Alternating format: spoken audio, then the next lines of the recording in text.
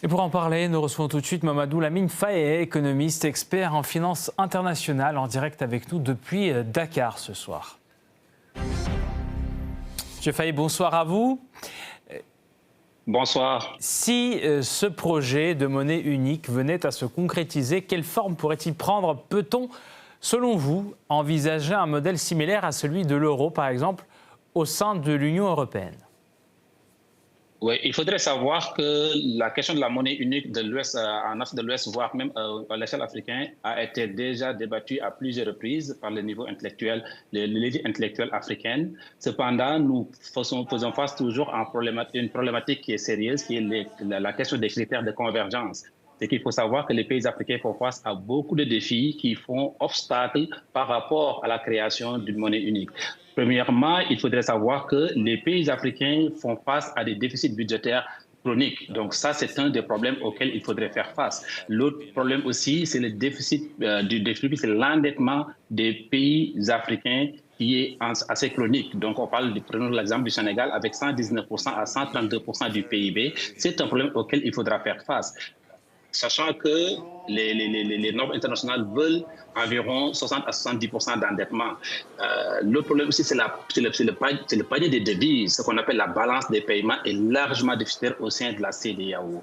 Donc, des pays comme la Côte d'Ivoire, effectivement, auraient pu jouer le même scénario par rapport à l'Union européenne. Pourquoi? Parce qu'à l'Union européenne, nous avions un cas d'école avec l'Allemagne qui supporte les velléités ou les difficultés budgétaires de la France, parce que l'Allemagne a toujours eu une orthodoxie budgétaire qui couvre certains pays. Donc, dans le cas de l'Ouest africain et de l'Afrique de l'Ouest, la Côte d'Ivoire aurait pu jouer ce rôle-là. Pourquoi? Parce que la Côte d'Ivoire présente souvent des budgets ou une situation financière assez solide par rapport aux autres pays. Donc ça, c'est un problème auquel nous faisons face. L'autre chose aussi, c'est le niveau d'intégration des pays de l'Union européenne ou de la zone euro. On parle de niveau d'intégration à plus de 60%, sachant que les pays africains n'en sont même pas à 20%. Ça, c'est un autre problème auquel nous faisons face. Cependant, la question de la souveraineté monétaire est une question cruciale auquel les pays africains doivent s'attaquer de façon structurelle et aller beaucoup plus approfondie pour pouvoir avancer de l'avant. Pourquoi? Parce qu'on n'a jamais vu dans l'histoire un pays qui s'est développé sur le plan économique et financier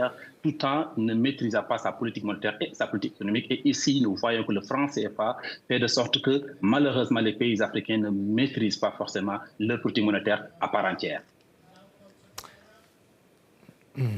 Monsieur Faye, vous avez parlé tout à l'heure du cas sénégalais que vous avez décrit dans votre ouvrage. Donc, sur l'exemple d'un pays comme le Sénégal, cette intégration dans ce système, ce nouveau système de monnaie unique, comment le Sénégal vivrait-il cette intégration? Qu'est-ce qu'il y gagnerait et qu'est-ce qu'il pourrait y perdre? Tout d'abord, oui, en parlant effectivement, la question a été bien débattue sur mon nouvel ouvrage qui est ici, Sénégal et souveraineté monétaire, enjeu stratégique à l'ère du monde multipolaire, parce que nous sommes dans un monde multipolaire. Et d'ailleurs, la question de vous poser à la page 79, je parle de quelle place pour le Sénégal et de l'écho au sein de la CEDEAO. Sachant que le Sénégal est un pays qui est assez solide sur le plan économique, sur le plan géopolitique et financier.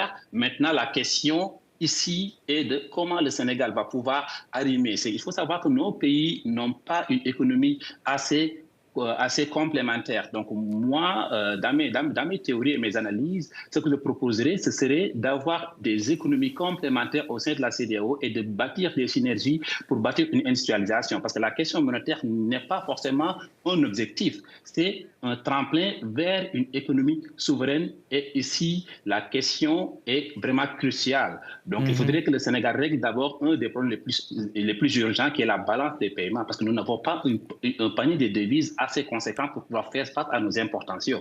Le Sénégal importe 60 à 70% de ses besoins économiques. En ce moment-là, si nous ne réglons pas la question de l'industrialisation ou la question de la balance des paiements, nous ne ferons pas ce problème.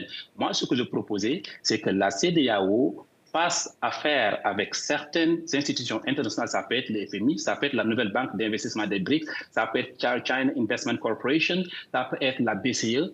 Peu importe l'institution financière internationale qui aurait les fonds nécessaires ou même les fonds souverains des pays du Golfe arabique ou bien même norvégiens pour pouvoir avoir ne serait-ce une ligne de crédit qui va couvrir au moins 6 à 12, voire 18% d'importation. Ensuite, aller travailler pour une discipline budgétaire Ensuite, la CEDEAO pourrait attaquer l'industrialisation. Pourquoi? Parce que si nous n'industrialisons pas nos pays, nous allons faire toujours appel à l'extérieur pour importer des besoins. Et pour ça, une balance des paiements va être toujours déficitaire, ce qui fait qu'il nous manquera des devises.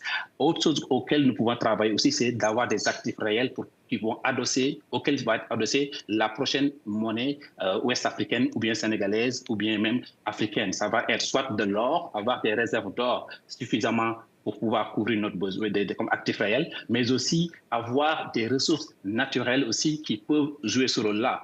Donc tout ça, c'est pour savoir que le Sénégal, oui, peut aller vers la direction d'une souveraineté monétaire, mais par contre, ce sera en concertation avec les pays ouest-africains en ce moment-là. Et des nouveaux partenaires, nous sommes dans un monde multipolaire, comme j'en parle sur le livre-là. C'est que de nouvelles destinations comme les BRICS+, ou bien les pays du Golfe. Donc un projet à peaufiner, monsieur Faye, un projet à peaufiner selon vous. Merci beaucoup encore une fois pour ce décryptage. Je rappelle Mamadou Lamine Faye, économiste et expert en finance internationale, pour parler de ce nouveau projet, donc l'ECO, le projet de monnaie unique de la CEDEAO, en direct avec nous ce soir depuis Dakar. Merci encore avec.